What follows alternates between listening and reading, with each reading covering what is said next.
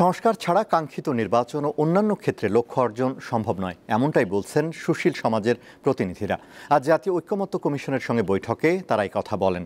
সংস্কার ইস্যুতে রাজনৈতিক দলগুলোর পাশাপাশি সুশীল সমাজের ভূমিকা গুরুত্বপূর্ণ বলে মনে করেন কমিশনের সহসভাপতি অধ্যাপক আলী রিয়াজ। ২৪-এর গণঅভ্যুত্থানের ধারাবাহিকতায় নতুন বাংলাদেশ গড়ার লক্ষ্যে বিভিন্ন খাত সংস্কারের উদ্যোগ নেয় ডক্টর ইউনূসের নেতৃত্বাধীন অন্তর্বর্তী সরকার। গঠন করা হয় বেশ কয়েকটি কমিশন। এসব কমিশনের সুপারিশ পর্যালোচনা করছে জাতীয় ঐকমত্য কমিশন। বৈঠক করছে রাজনৈতিক দলসহ বিভিন্ন মহলের সঙ্গে। রবিবার রাজধানীর ফার্মগেটের কৃষিবিদ ইনস্টিটিউশনে সুশীল সমাজের প্রতিনিধির সাথে বৈঠকে বসে জাতীয় ঐকমত্য কমিশন। এতে সংস্কারের বিভিন্ন দিক নিয়ে আলোচনা হয়। এমন কোনো জিনিসে হাত দেওয়া উচিত হবে না যেটা থেকে ভোটের অধিকার ফিরে দিতে আরো বিলম্ব হয়।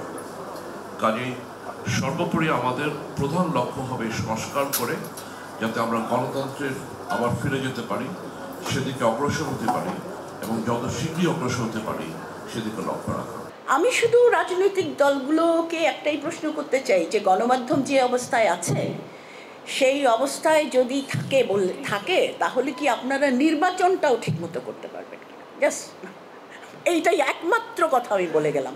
সাংবিধানিক এবং নির্বাচন রিলেটেড যেগুলো রিয়েলি মেইন ইস্যু এখন সেই দিকে বেশি আমরা নজর দিব। দ্রুত বিচার এবং এই সরকারের সময়ই করে ফেলা ভালো হবে। That is one of the priority. রাস্তার চাপে কিংবা একটা আন্দোলনের চাপে যে কোনো কিছুতে নথি স্বীকার করা এটা সরকারের জন্য ক্ষতির কারণ হচ্ছে, সেটা আসলে আলটিমেটলি আমাদের এই সংস্কার প্রক্রিয়াটাকেও পিছিয়ে দেবে। কারণ সংস্কার প্রক্রিয়ার উপরে সরকারের উপরে জনগণের আস্থা কমে যাচ্ছে এর ফলশ্রুতিতে। জাতীয় ঐকমত্য কমিশনের সহসভাপতি বলেন, বাংলাদেশকে এগিয়ে নিতে সংস্কারের বিকল্প নেই। রাজনৈতিক দলগুলো রাজনৈতিক আদর্শিক অবস্থানের কারণে নিঃসন্দেহে মতপার্থক্য থাকবে, সব বিষয়ে ঐকমত্য প্রতিষ্ঠা করা সম্ভব হবে না। এটা হচ্ছে বাস্তবতা যে এইসব বিষয়ে ঐকমত্য প্রতিষ্ঠা করা যায়নি। সেগুলো আমরা জানাবো কারণ হচ্ছে স্বচ্ছতার জন্য এবং জনগণের পরবর্তী সময়ে রাজনৈতিক প্রক্রিয়ায় সিদ্ধান্ত গ্রহণে সহযোগিতা করার জন্য আমরা মনে করি সেটা খুবই জরুরি।